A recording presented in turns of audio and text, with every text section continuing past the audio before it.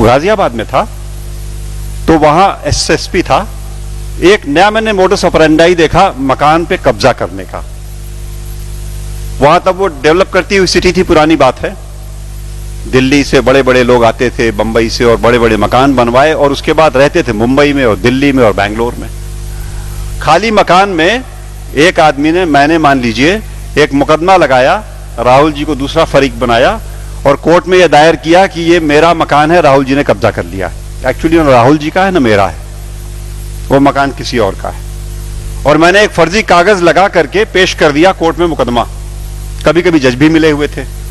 3-4 महीने हम दोनों ने कागज पत्तर कोर्ट में पेश किए, दिखाए। उस आदमी को पता ही नहीं जिसका मकान है कि उस पर मुकदमा लग गया है। 2 क्लेमेंट्स खड़े हो गए और 3-4 महीने बाद राहुल जी ने कंसीड कर लिया कि हाँ साहब मुझसे गलती हुई, मकान तो इन्हीं का है।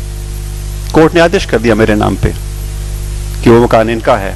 और अब मैं उस कागज को लेकर के घुस गया अंदर उसके, और अब जब उसके चौकीदार बोलेगा या शिकायत होगी, वो भागा भागा मेरे पास। एक्चुअली एसएसपी गाजियाबाद की हैसियत से मुंबई का बड़ा व्यापारी, रोते हुए लगभग, साहब मेरा मकान कब्जा कर लिया फला ने।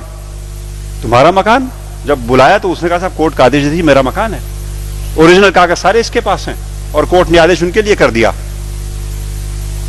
तो एक्चुअली वो निपटाया मामला, जिससे वो अब भी चल रहा है साहब, यूपी में अब भी चल रहा है ये साहब, कि वो खाली मकानों पे कब्जा करने को ये तिकड़म लगा देते हैं। 2 लोग मुकदमा करेंगे और वो आपस में लड़ हार के जीत लेंगे, जिसका है वो बाहर है उस लड़ाई से।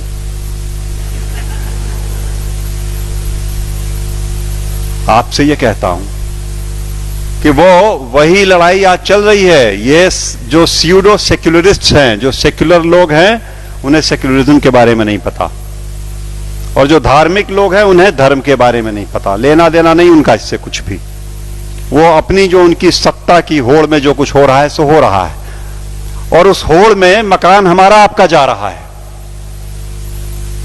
मकान हमारा आपका जा रहा है। ये इस देश, इस समाज में जो कुछ हक हमारे थे वो हम सब लड़ाई झगड़े में सरेंडर किए बैठे हैं, क्योंकि हम गाफिल हैं।